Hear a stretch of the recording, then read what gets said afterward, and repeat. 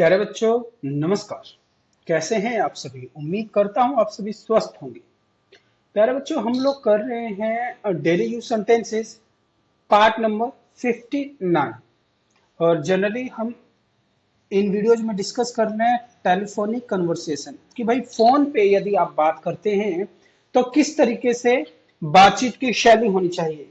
पहले वाले पार्ट्स में हमने देखा कि अलग अलग जो फ्रेजेज होते हैं वो किस तरीके से हम बोलते हैं। कोई भी अगर फोन बज रहा है तो हम क्या बोलते हैं, फोन रिसीव करो, थोड़ा धीरे बोलिए, थोड़ा तेज बोलिए। इस प्रकार के जो कन्वर्सेशनल टॉक्स होते हैं एक एक सेंटेंस वाले, वो हमने सीख लिया है। Now we are doing part number 2। तो देखिए क्या पार्ट नंबर 2 में आपको सिखाने वाला हूं। सबसे पहले आपको इस पार्ट को समझने से पहले आपको मालूम होना चाहिए what is formal and informal. देखिए, फॉर्मल कन्वर्सेशन और इनफॉर्मल क्या होती है। आपने एक वर्ड सुना होगा फॉर्मेलिटी। क्या सुना है आपने? फॉर्मेलिटी। फॉर्मेलिटी का क्या मतलब होता है कि भाई फॉर्मेलिटी करना, कि भाई जो नियम कायदे कानून होते हैं, कुछ एक तौर तरीके होते हैं, उसको फॉलो करना ही हम क्या कहते हैं उसको? फॉर्मेलिटी। जैसे कि मान लीजिए यदि कोई अननोन आपके घर जाता है तो आप किस तरीके से उनको ग्रीट करते हैं, फिर चाय पानी के लिए पूछते हैं, तहजीब से उठते बैठते हैं, उनकी खुशामद करते हैं। लेकिन कोई नॉन चला गया तो इन सब चीजों का उतना ज्यादा हम ध्यान नहीं देते। या इस तरीके से कह लीजिए कि जैसे जब आप फोन पे बात करते हैं तो अपने फ्रेंड से किस तरीके से बात करते हैं, वो आपका इनफॉर्मल तरीके में आ गया। कौन से तरीके में आ गया? इनफॉर्मल तरीके में। When we are talking to our friends तो हम क्या कहेंगे? इनफॉर्मल तरीका।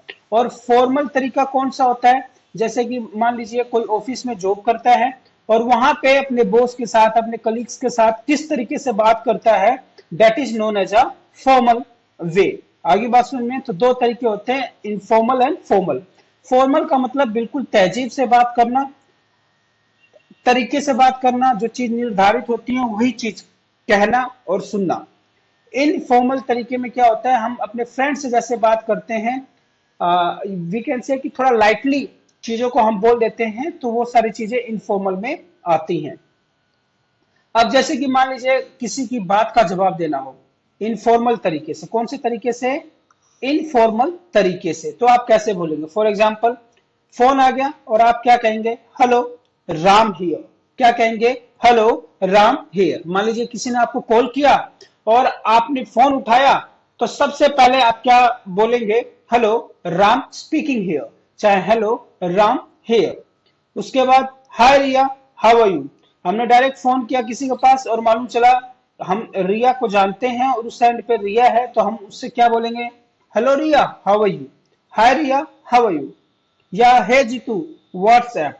क्या बोलेंगे? Hey Jeetu what's up. हमने अपने दोस्त को फोन किया और उसने उठाया तो हम क्या बोलेंगे? Hey Jeetu what's up. क्या बोलेंगे? व्हाट्सअप। क्या बोलेंगे? What's up. What's up my friend, what are you doing. Next is answering the phone. Formal तरीके से अगर आपको जवाब देना है तो किस तरीके से जवाब देंगे? Hello Siya speaking here. को किसी ने हमें फोन किया और हम जब फोन उठाएंगे तो हम क्या कहेंगे? Hello Ram speaking here, hello Jeetu speaking here. Pihu speaking, who is calling please. हमने जब प्लीज लगा दिया तो इसका मतलब ही क्या है कि we are talking in a formal manner. तो ये क्या बोलेंगे? जैसे कि आपको किसी ने फोन किया, आपने उठाया, तो आप बोलेंगे फॉर एग्जाम्पल मैंने बोला Ram speaking, who is calling please. ठीक है ना? Hello Mahima, nice to hear from you.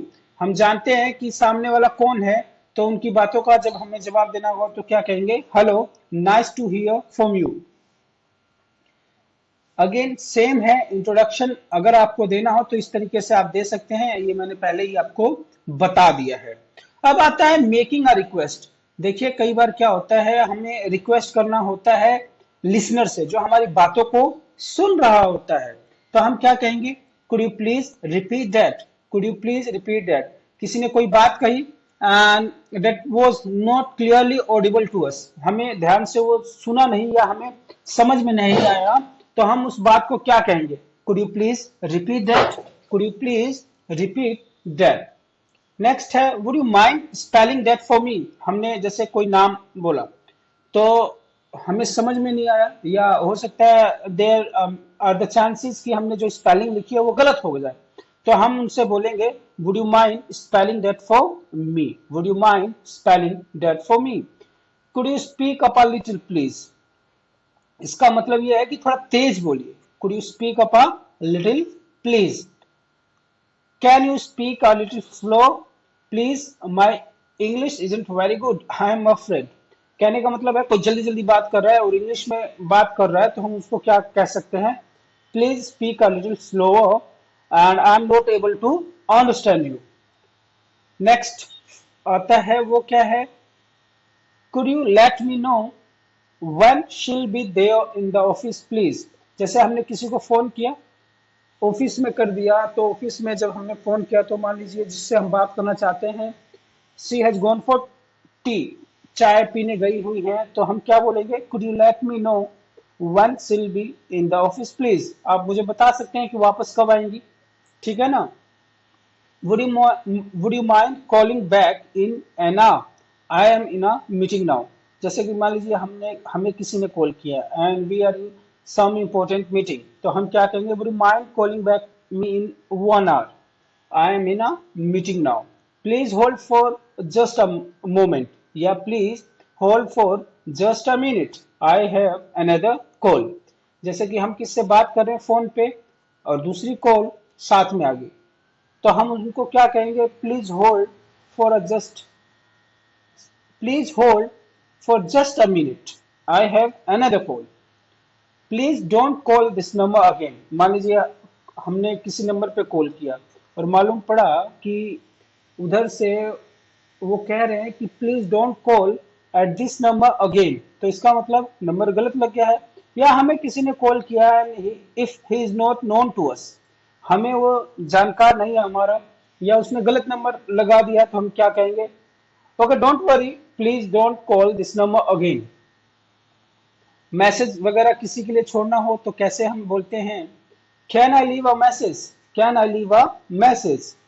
Would you mind giving her a message? हमने किसी को कॉल किया एंड इफ शी और he is not available at that time, तो हम क्या कहेंगे? Would you mind giving a message?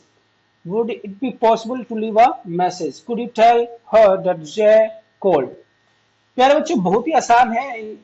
ये देखिए, वैसे तो कोई बड़ी बात नहीं है. बात क्या है? बात यह है कि इन सेंटेंसेस की प्रैक्टिस करना, ठीक है ना? इसकी बार बार बोल के प्रैक्टिस कर लीजिए. And thank you for watching, thank you for being a regular viewer of our channel. तो बोलते रहिए, सीखते रहिए. देखिए, ये आपके ही काम आनी है, आप सीखेंगे तो आपके काम आएगा.